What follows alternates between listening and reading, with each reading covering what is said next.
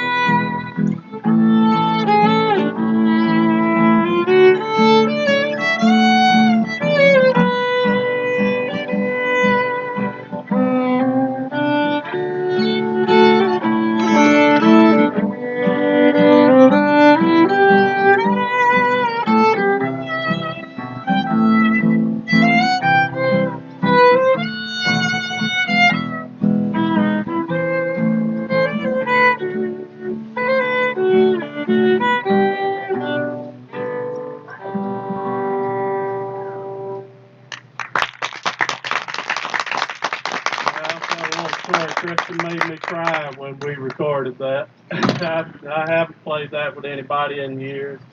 And the guy I used to play it with, Vernon, that was one of my favorite tunes he played, and Kristen took the time to learn that thing the way I wanted her to learn it. And I had tears rolling down my cheek. I really did. No, and this version's way better than the one I initially learned. It's so much prettier. Just cuts through you. So, should we do that Carter Family tune? We're gonna do a little singing tune from the Carter Family. It's the old Lonesome Homesick Blues. Am I explaining it?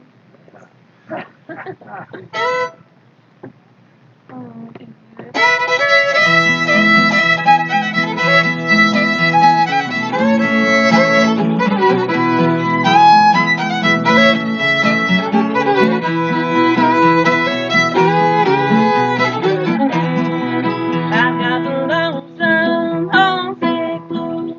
I've got a bad day down in Massachusetts. There's someone there that I met. That's why I've got these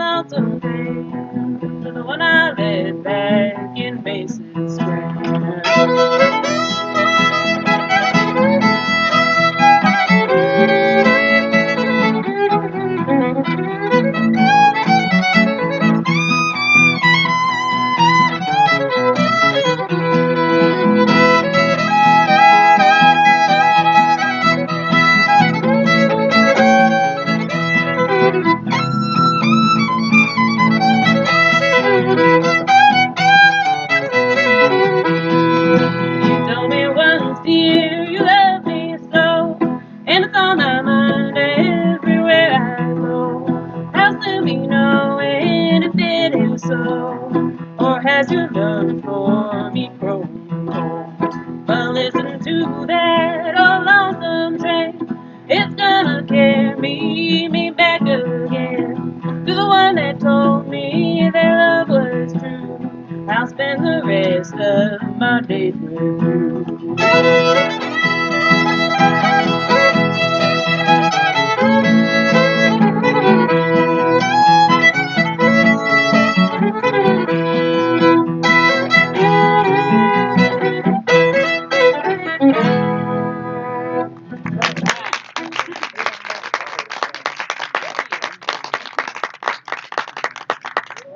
Yeah. I don't know. Should we do those two Calico ones, or do you want to play some actually? Okay, Bo Lexington. This is a tune from Emmett Lundy. I think it's the first YouTube video we ever had on the internet together. Ah, what? Yeah. People saying bad things about me. My name's Bob, what do you mean? Yeah, and someone, the first comment said that I played it sleazy. You can decide for yourself. But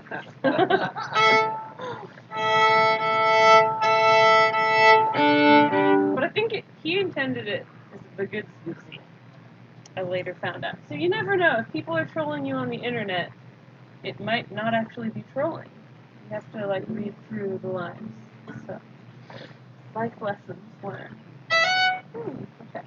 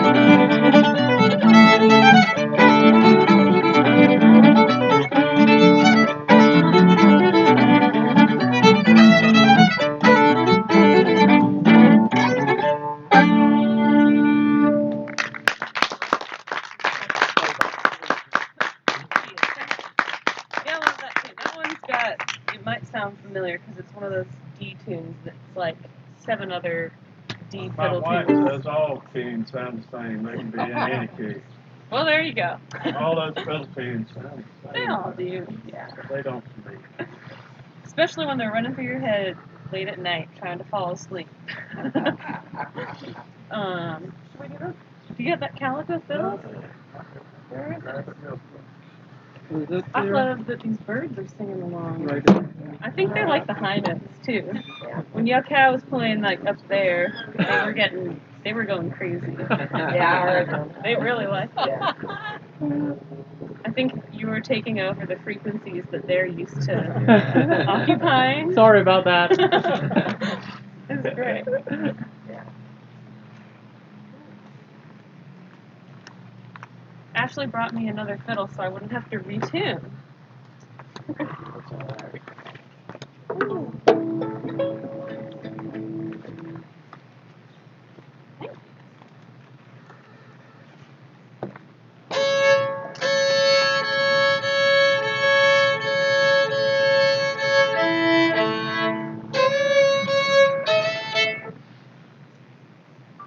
The Three Forks of Cheek into Grigsby's Hornpipe.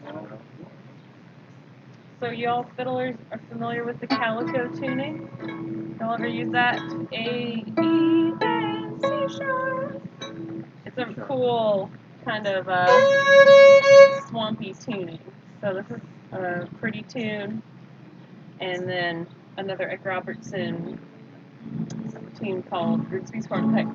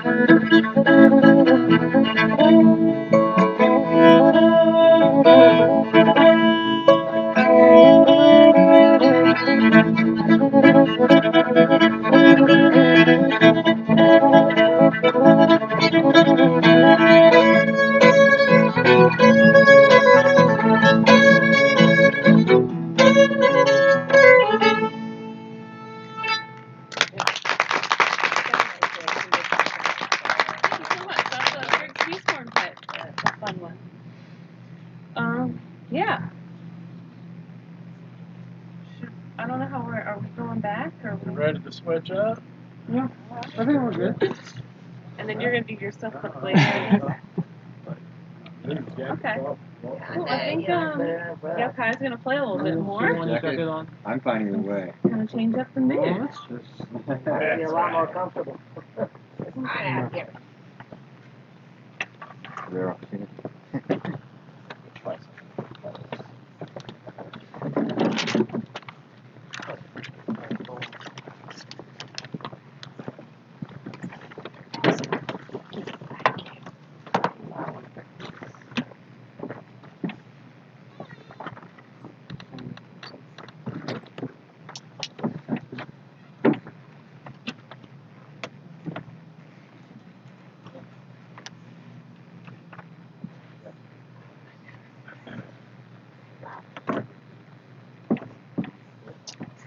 You need some water, Chris?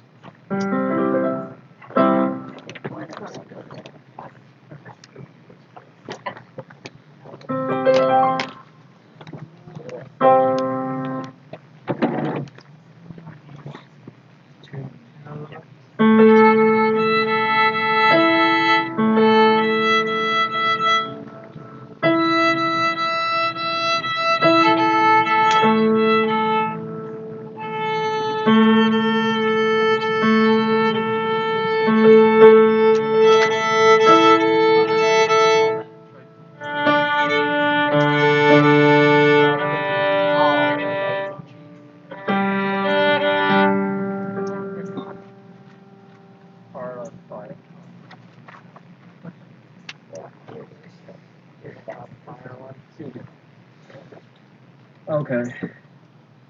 So move back to. Oh, I can take my desktop and my glasses. Sorry. Don't forget to take your keys. Keys out of your pocket. Keys are already out there. So move back to pieces composed by Chinese composers. So the next piece coming up, it's called Heart on Fire. It is a theme song from the 1990 Hong Kong movie called Fight and Love with a Terracotta Warrior, also known as a Terracotta Warrior. So the Terracotta Army is now an UNESCO World Heritage Site in Xi'an, China, marking the history of an empire once existed thousands of years ago, the Qin Dynasty. This film is about a forbidden love between a court lady, a princess, and a soldier in the Qin Dynasty. So, Heart on Fire.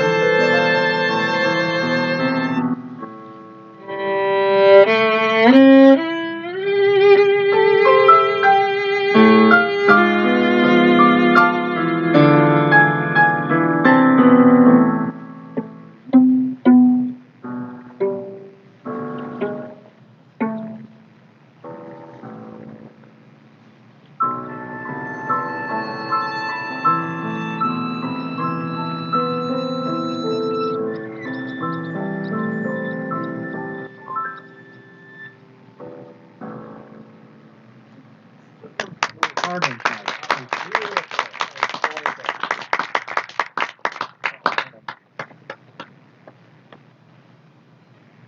Okay, so that should be the tunes from China. The next piece we'll be presenting to you guys, it's called Legend, or in French, Légende, by the great Polish violin virtuoso Henryk Wieniawski.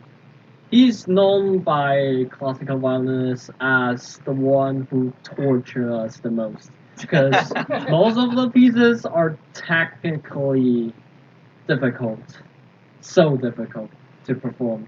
I'm honestly picking the easiest, one of the easiest piece from him, but it's still a beautiful piece. And actually, Wieniawski composed this piece for the entire purpose to secure his engagement to his wife. Initially, his wife, Isabella, her parents did not approve their daughter's engagement to Wieniawski. But after they heard this piece, Legendre, they were so impressed that they offered the young couple their blessing. So here we present you Legendre.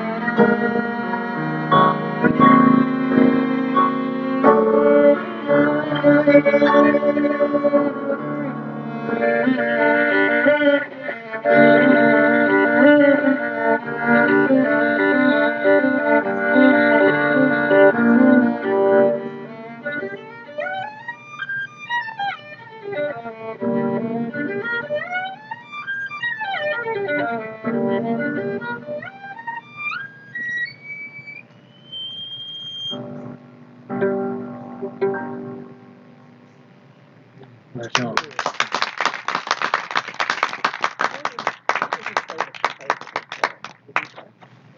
Okay, so the past two pieces are kind of giving us a sad feelings because they're all telling soft stories. The Legend to me is actually like depicting a old hero once in a world. It's kind of getting old, like sitting in a lawn chair in the backyard, kind of like thinking about his old good days. I'm not like talking about it, but yeah, it's giving me that kind of feeling. It's kind of a sad tune, but still splendid. And moving on to the next part, this piece, yeah, Prelude and Allegro by Fritz Kreisler. So Fritz Kreisler, I have to introduce him a little bit first. Born in Vienna in 1875, Fritz Kreisler is one of the most distinguished and beloved virtuoso violinists of all time. After World War First, uh, he settled in the United States and become a naturalized U.S. citizen in 1943. So I should call Fritz Kreisler somewhat American composer in that sense. And many of Fritz Kreisler's famous pieces will include short pieces like Liebeslied, Liebesbrot, but this piece I'm about to perform, Prelude and Allegro, is actually a popular work of his in the violin repertoire. This piece is in two sections, the first being a strong declaration. The music softens as it progresses, but reasserts itself in a dramatic close. The second section is a quick paced affair, which usually the case for allegros, but it eventually builds up to a flashy, dazzling cadenza that appears over a rumbling pedal in the bass of the piano. So I'll talk a little bit more about how I know Fritz Kreisler. The first piece I played, composed by him, was literally Liebeslied. It's called Love, Sorrow. And that piece is beautiful, but it's technically really easy. And afterwards, I learned a little bit more, some more pieces like Liebesbrot and Chants Rosmarin, and they're all kind of easy but beautiful tunes. And I felt like, okay, so Fritz Kreisler, he's good, but maybe he's just good at like composing those like easy but beautiful pieces. And then I get the chance to learn Prelude and Allegro, and I started thinking, okay, he's definitely can do something. So this piece, it's beautiful, it's splendid, and it's technically a little bit challenging to me.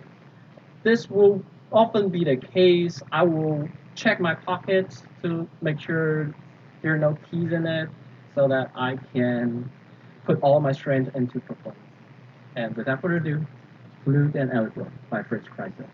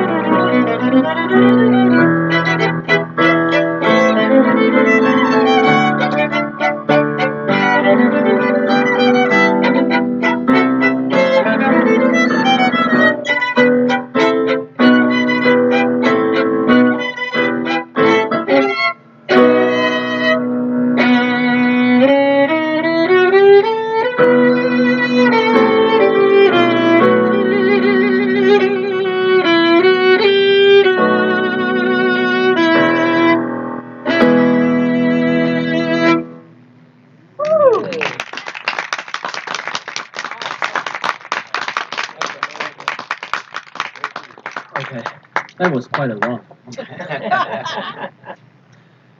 The next piece, probably both for me and audience to take a break and to take a breath, to rest for a bit. Because this piece is called Meditation. The piece is from the opera called Thais by French composer Jules Massenet. Massenet. In that specific section of the play, a monk confronts Thais, our main character, and attempts to persuade her into living her life of luxury and pleasure and find salvation through God. It is during a time of reflection following the meditation, Thais tells the monk that she will follow him to the desert. So, this piece, meditation, it's a slow piece, and I try to practice it a lot back in my senior high school when I tried to use this piece to apply for one of the top tier universities in China. Of course, it didn't success because I didn't put that much time into it. After all, violin was just my hobby, and I haven't take it that serious as some of my other Chinese peers, which many of them like starting to go to their professional career at a very young age. But still, I really enjoy playing this piece. Like every time I feel kind of under pressure or a little bit stressed, I will always try to grab my violin and play this meditation to calm myself down. Try to find that inner peace. So, Meditation from Thais by Massenet.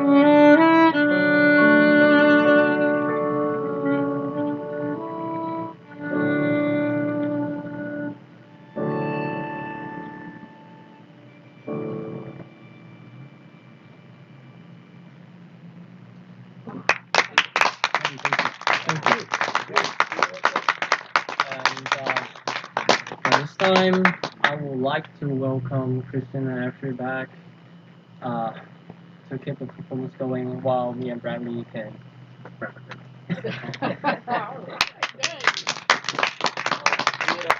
Great piano.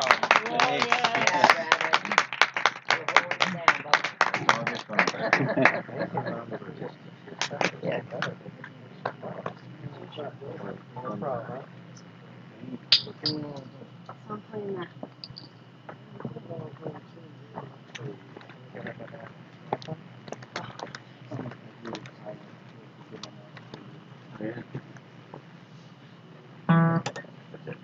Folks, we have some cookies and some donuts and stuff in here, and some salsa and dip, good stuff. So please, if you'd like some, help yourself.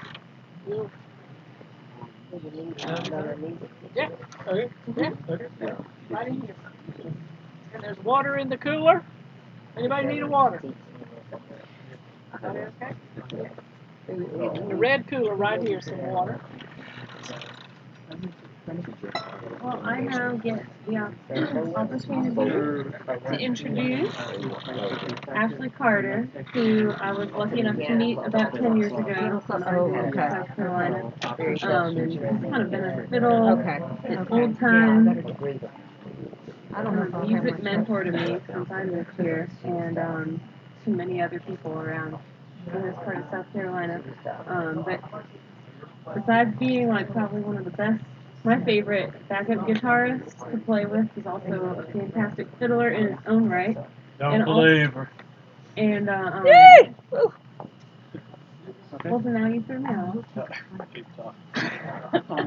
But he's also quite the documentarian, so he's, I mean, I'm never not this organized, but he's just kept he records everything and has vast archives of field recordings of all these great fiddlers from around here, and he's kind of keeping South Carolina fiddling. He's the archivist for all of that, which is so cool, because if you weren't here, I don't know what would happen to all that music. So we're so lucky to have him here.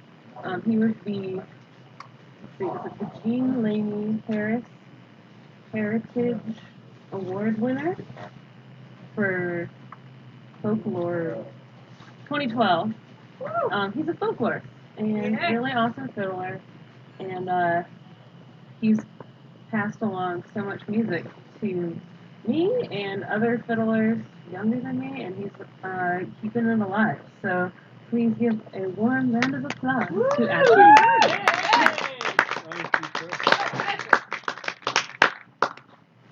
Yeah, I didn't study fiddling when I was growing up. I didn't touch a fiddle until my daddy, he was from Western Maryland and was raised on the West Virginia-Maryland border. His grandfather was an old-time fiddler in West Virginia, and he had a nice fiddle that he left to my dad when he passed away. Daddy gave me his granddaddy's fiddle when I was about 20, and I didn't know what to do with it, but I had to learn how to play it. So I went around hunting up anybody around, old people who played the fiddle. There was first person I met back around 1980 was a gentleman who was in his 70s. He was just an old country fellow, worked in a mill. He held his fiddle down here like this on his chest, and he held his bow like this, but he could play lots of tunes, and I went to see him. His name was Mr. Bo Norris from over between Batesburg and Saluda out in the country.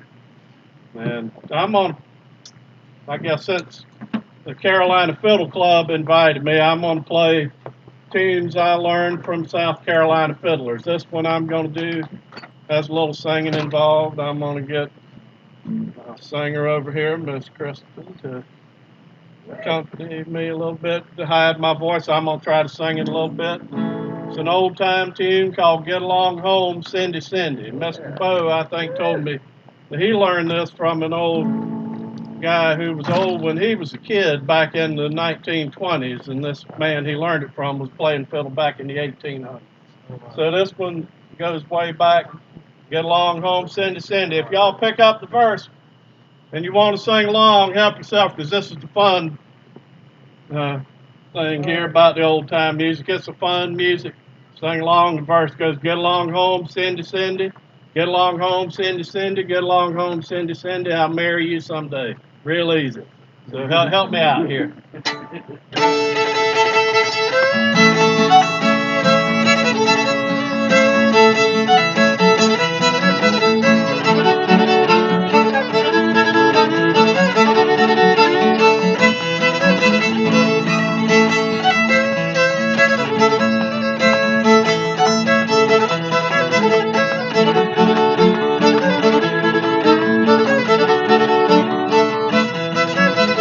I wish I was an apple hanging from a tree.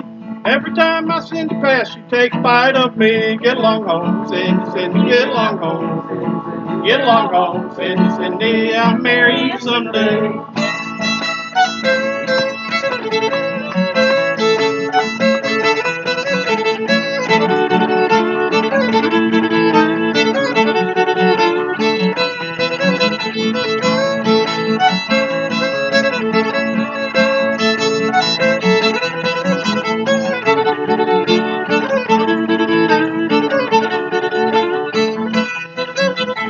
You ought to see my Cindy, she lives way down south. She's so sweet, the honeybees, they swarm around her mouth. Get along home, Cindy, Cindy, get along home. Get along home, Cindy, Cindy, I'll marry you someday.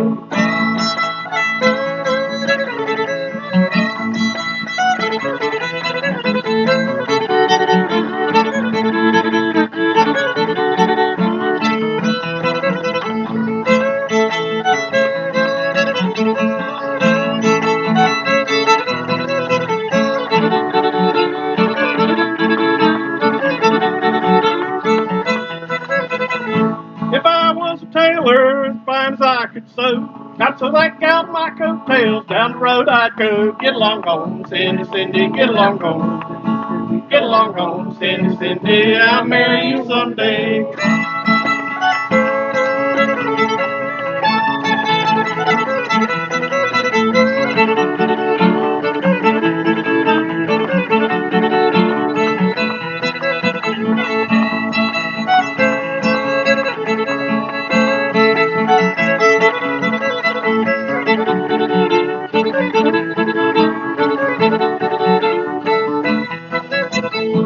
Cindy in the summertime and Cindy in the fall. If I can't have that Cindy gal, I'll have no girl at all. Get along home, Cindy, Cindy, get along home. Get along home, Cindy, Cindy, I'll marry you someday.